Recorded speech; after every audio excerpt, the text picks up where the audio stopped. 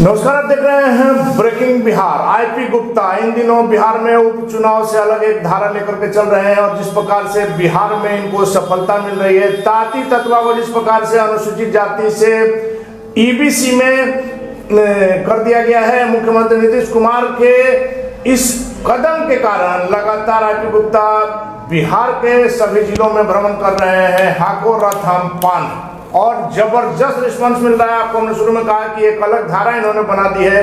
कैसा रिस्पांस मिल रहा है आईपी गुप्ता जी?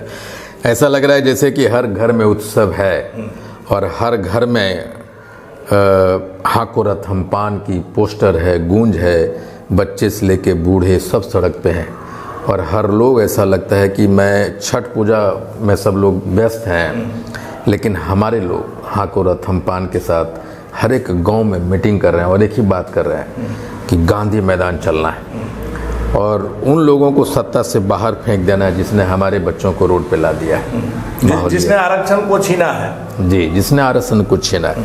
आज सर छठ महापर्व की शुरुआत है और आज भी आप मुजफ्फरपुर और दरभंगा जा रहे हैं। जी जी, मैं सोचता हूँ कि हमारे लोग हाको रथ हम पान के रूप में जब छठ को मना रहा है, छठ भी मना रहा है, हाको रथ हम पान के सवार भी है, तो मैं भला जिसकी नारा मैंने दिया, मैं भला कैसे घर पे रह सकता हूँ। मैं हर एक रोज़ कार्यक्रम कर रहा हूँ और आज मैं दरभंगा जा रहा हूँ, चूँकि 24 नवंबर को दरभंगा के पोलो ग्राउंड में हमारा एक बड़ा रैली होने जा रहा है और वहाँ एक प्रेस कॉन्फ्रेंस है। उसके बाद 10 नवंबर को मुजफ्फरपुर में है, तो उसकी भी एक रैली 3 बजे मैं करने जा रहा हूँ। मेरे लोग सड़क पे हैं, आईपी गुप्ता अपने घर पे कैसे रह सकता है। इसके पहले जो आपने किया था रैली मोतिहारी में गांधी जी की कर्मभूमि से, जी जी, गजब का रिस्पांस था। कैसा फील होता है सर, इस उम्र में इतना एनर्जी भी आप कहाँ से लाते? देखिए, एनर्जी आपके शरीर से नहीं होता, एनर्जी आपको दर्द देता है, आपकी वेदना देता है, आपका लक्ष्य देता है, आपका विजन देता है। और वही वेदना कदम में ताकत भर देता है। हम उस पल को कभी भूल नहीं पाते कि हमारे बच्चों को मेडिकल कॉलेज से निकाल दिए गए। हम उस वेदना को कभी भूल नहीं पाते कि हमारे बच्चे सिपाही बन गए थे, इंजीनियर बन गए थे, टेक्नीशियन बन गए थे, डॉक्टर बन गए थे, बीपीएससी में सफल हो गए थे, शिक्षक बन गए थे। उनको धक्के मार के बेइज्जत करके निकाला गया। अब सोचिए उस माँ, उस बाप, उस भाई, उस लड़के पे क्या बीत रहा होगा, उसके लिए क्या छठ और क्या दिवाली। आपको पता है, मैंने दिवाली नहीं मनाई कि इसलिए नहीं मनाया कि उन सारे बच्चों ने दिवाली नहीं मनाया, उनके घर में दिया नहीं जले। सरकार ने जिसके सपने के दिए को बुझा दिया हो, वो दर्द सीने में लेके चल रहा हूँ। इसलिए कभी भी मुझे कोई थकावट नहीं होती। खाना पीना, सोना जागना सब। हाँ, आपने कहा भी था मोतिहारी में कि कुछ घंटे पानी नहीं पियोगे तो मर नहीं जाओगे। हाँ, मैं लोगों से कहता हूँ कि हमारे लोगों को दास्ता और गुलामी की मानसिकता के छोटे छोटे लक्षण होते हैं। हम रैलियों में आते हैं, चेहरा घुमाते हैं, फिर चल देते हैं। उसका मकसद पूरा नहीं होता। ये आंदोलन है, एक तपस्या है, अग्निपथ है। और आईपी गुप्ता सिर्फ यही कह रहा है कि अगर आरक्षण को लेना है, गुलामी मानसिकता को छोड़ना है, तो रग रग में लहू को गर्म करना होगा। और वो तो नज़र आ रहा है। हाँ, वो नज़र आने लग गया कि जब हमारे बच्चे फ़ोन करके बोलते हैं हाको रथ हम पान है। छोटे छोटे बच्चों को हमने देखा है सर, जिनको समझ नहीं है आरक्षण की, वो भी कह रहे हैं कि हाको रथ हम पान है, अपना अधिकार लेकर रहें। आप लोग जासूसी करते हैं। मैं जितना भी पत्रकार है जो जाता है, वो सब जासूसी करता है कि क्यों आए हैं, किस लिए आए हैं। और एक भी जो दूर दराज की महिला है, जो पहली बार शहर आई है अपने 40-50 बरस के जीवन में, आप देखेंगे बहुत सारी महिलाएं मोतिहारी पहली बार आई थी। उन लोगों से पत्रकार जाके पूछ रहा था, मैंने देखा है झलक। और पत्रकार ही नहीं, पत्रकार की आंखों में भी आंसू आए हैं। वो भी मैंने देखा है कि दर्द झलका है कि जब वो बयां करती है कि हमारा आरक्षण मत छीन लेके, हम छोड़बे ने। हमारा कितने बूढ़े ने रोया है कि हमारे बेटे मेरे घर से नौकरियां छीन लिया गया।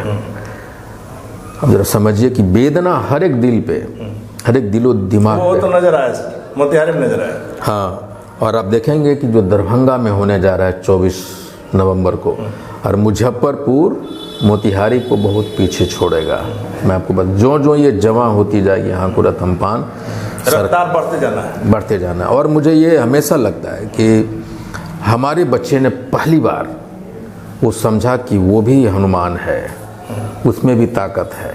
अपने शक्ति को पहली बार हमारे समाज के लोगों ने पहचाना, और उसके लिए मैं श्रेय देना चाहता हूँ आप सारे लोगों को जिन्होंने छोटे छोटे क्लिप्स बनाए, सही सही चीज़ों को दिखाया।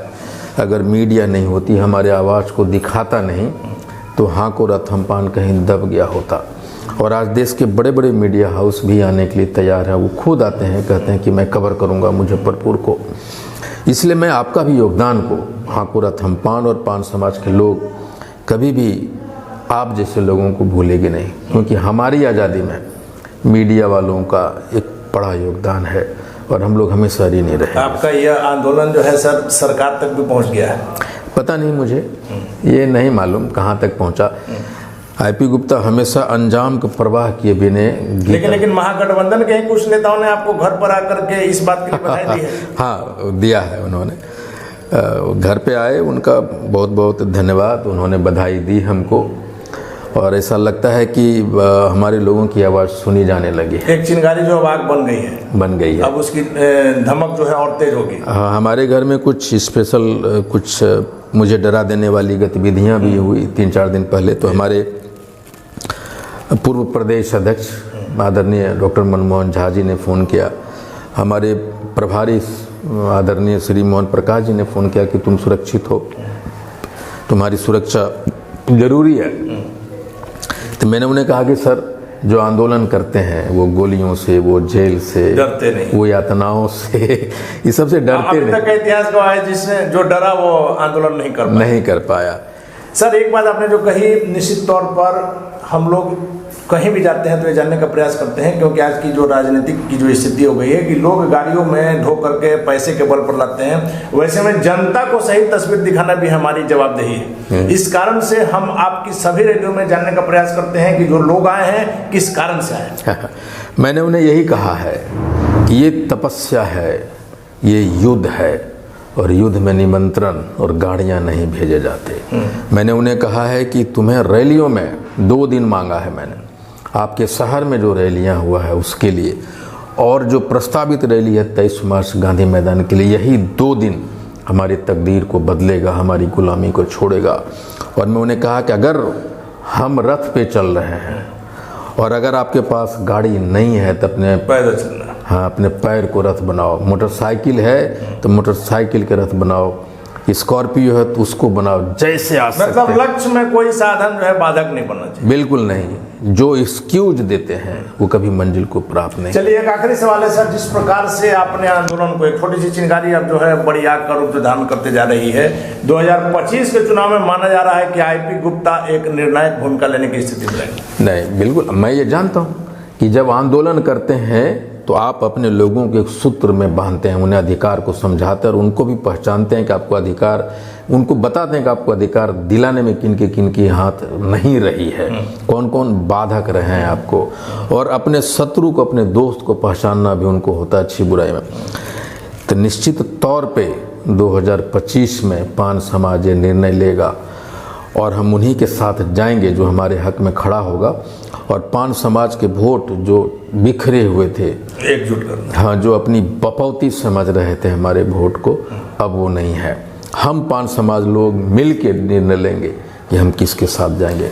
चलिए, तो आईपी गुप्ता ने ठाना है ताती तत्वा को फिर से वही दर्जा दिलाना है जो इनके पास था। अनुसूचित जाति में जो लाने के लिए संघर्ष कर रहे हैं, और निश्चित तौर पर जिस प्रकार से पूरे बिहार में समर्थन मिल रहा है। मोतिहारी की रैली में आपको एक एक पल की तस्वीर हमने दिखाई। आज जा रहे हैं छठ महापर्व के बावजूद, इन्होंने दीपावली भी नहीं मनाया है, और आज मुजफ्फरपुर और दरभंगा में प्रेस कॉन्फ्रेंस है। 10 तारीख को मुजफ्फरपुर में बड़ी रैली है। इन तमाम बातों से लग रहा है कि जिस प्रकार से आईपी गुप्ता अपने रथ को लेकर के चले हैं, हाँ रथमपान है, निश्चित तौर पर 2025 में बड़ी भूमिका में रहेंगे। और इनकी लोकप्रियता को देखते हुए सरकार को इनकी बात मानना होगा और इनके समाज को एक बार फिर से अनुसूचित जाति में लाना होगा। फिलहाल आईपी गुप्ता के गांव में इनका जो आंदोलन चल रहा है, कितनी सच्चाई है वो बताएगा। फिलहाल बने रहे ब्रेकिंग न्यूज। धन्यवाद।